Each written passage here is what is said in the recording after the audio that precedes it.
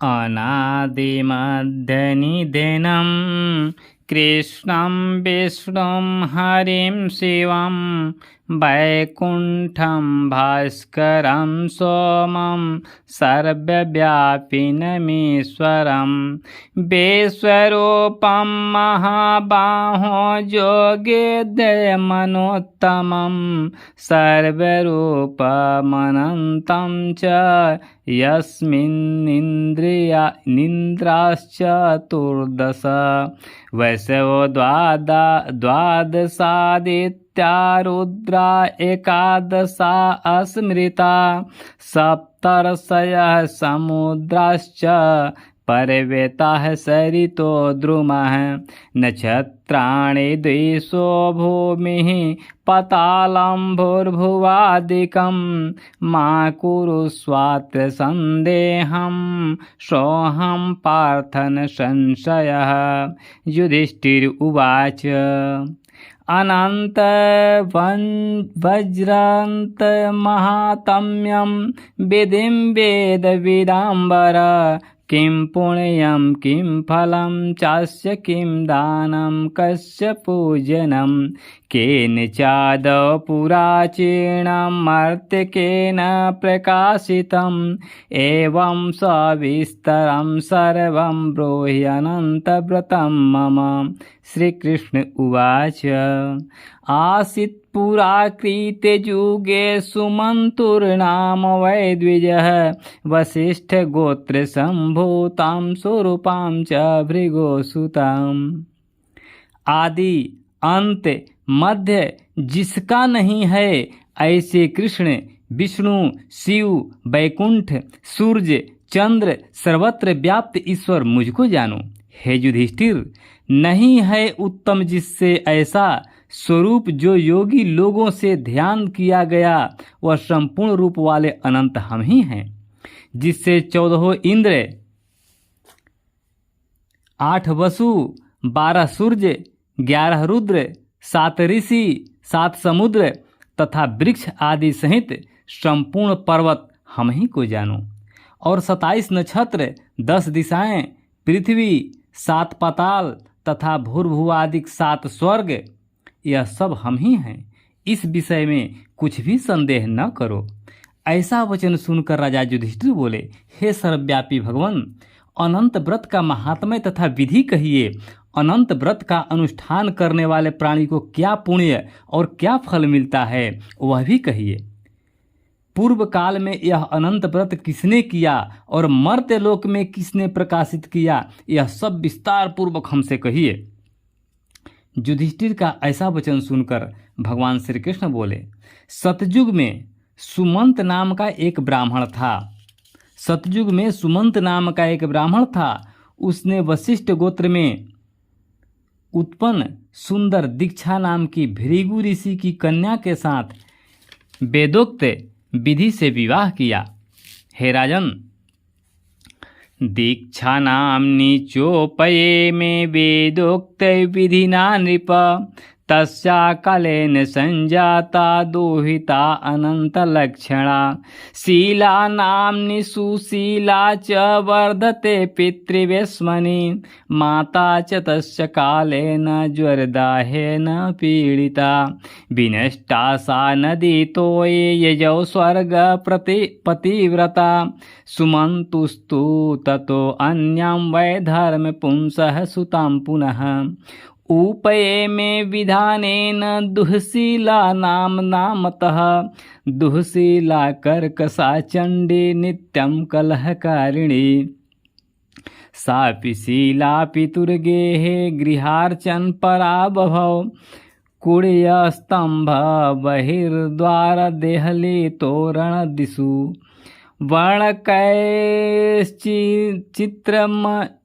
वर्णकैश्चित्रमकरोन्नीलपित सीतासितः स्वस्तिक शंख पद्मश्च भावयन्ति पुनः पुनः ततः काले बहुगेः कौमारवशवर्तिनी एवं सा वर्धते शीला पितृविस्मनि मंगला।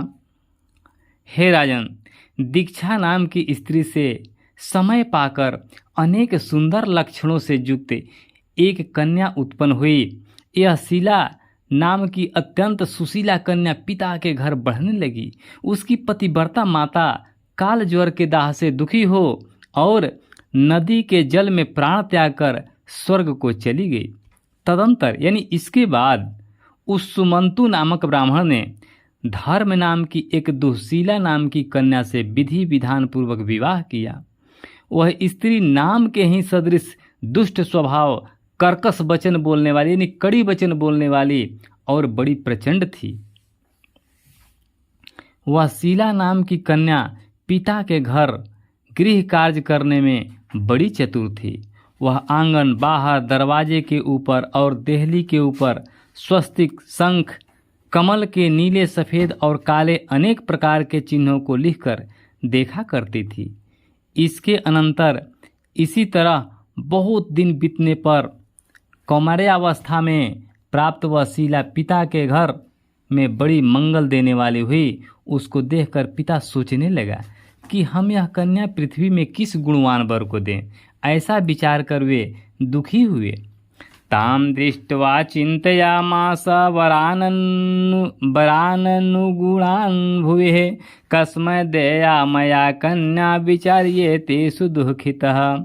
एतस्मिन्नेव काले तु मुनिर्वेद विदाम्बरः कन्यार्थी चागतः श्रीमान् कौंडिन्यो मुनिसत्तमः। उवाच रूपसम्पन्नां त्वदीयां तनयां वृणे पिता ददौ द्विजेन्द्राय कौंडिन्याय शुभे दिने। गृहोक्त विधिना पार्थ विवाहमकरोत्तदा मंगलाचार निर्घोषं तत्र कुर्वन्ति योषितः। ब्राह्मणा स्वस्ति वचनं जयघोषं च वन्दिनः निर्वर्त्योद्वाहिकं सर्व प्रोक्तवान् कर्कशाद्विजः। सुमन्तुरुवाच किंचिद्दायादिकं देयं जमातु पारितोषिकं तच्छ्रुत्वा कर्कशा क्रुद्धा प्रोत्सार्य गृहमण्डनं। पेटके सुस्थिरं बद्धवा स्वगृहे गम्यतामिति उवाच वित्तं नैवास्ति गृहे पश्य यदि स्थिरं। तच्छ्रुत्वा विमना पार्थ संयतात्मा मुनिस्तदा भोज्यावशिष्टचूर्णेन पाथेयं च चकारसा। उसी समय वेद वेदांग जानने वाले कौंडिन्य नाम के मुनि कन्या के लिए आए। वे बोले कि तुम्हारी गुणयुक्ता कन्या से मैं विवाह करना चाहता हूँ। ऐसा सुनकर पिता ने शुभ दिन में ब्राह्मणों में इंद्रतुल्य कौंडिन्य मुनि को अपनी कन्या दे दी। श्री कृष्ण जी ने कहा, हे धर्मराज, सुमंत ने वेद विधि से उसका विवाह कर दिया। उस समय वहाँ पर स्त्रियां गीत गाने लगी और ब्राह्मण लोग स्वस्ति वाचन करने लगे, बंदी जयघोष करने लगे। इस प्रकार विवाह कर सुमंतु ब्राह्मण अपनी कर्कशा स्त्री से बोला, दामाद के संतोष के लिए कुछ द्रव्य आदि दहेज में देना चाहिए। ऐसा सुनकर वह कर्कशा क्रोध से घर की शोभा बिगाड़कर संपूर्ण द्रव्यादि पेटी में अच्छी तरह बंद कर दामाद से बोली कि आप अपने घर जाइए, हमारे घर में कुछ भी द्रव्य नहीं है। यदि विश्वास न हो तो देख लीजिए। श्री कृष्ण जी ने कहा, हे पार्थ, ऐसा सुनकर वे मुनि उदास हुए और कन्या भोजन से बचे हुए अन्न आदि को मार्ग में खर्च करती गई।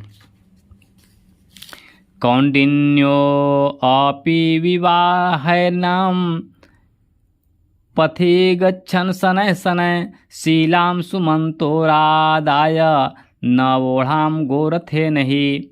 ददर्श यमुनां पुण्यां तामु तीर्थतटे रथं संस्थाप्यावश्यकं कर्तुं गतः शिष्यान्नियुज्य वै।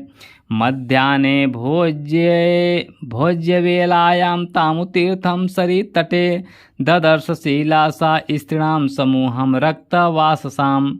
चतुर्दश्यामर्चयन्तं भक्त्या देवं जनार्दनम् उपगम्य शनैशीला पप्रच्छ स्त्री कदम्बकम्।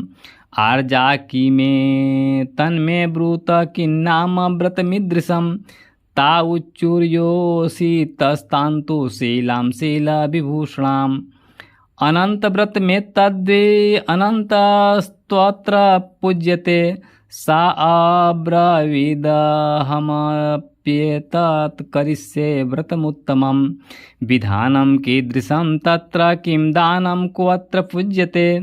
स्त्रियः ऊचुः शीले सदन्नप्रस्थस्य पुण्नाम्ना संस्कृतस्य च अर्धविप्राय दातव्यमधर्मात्मनि भोजनम।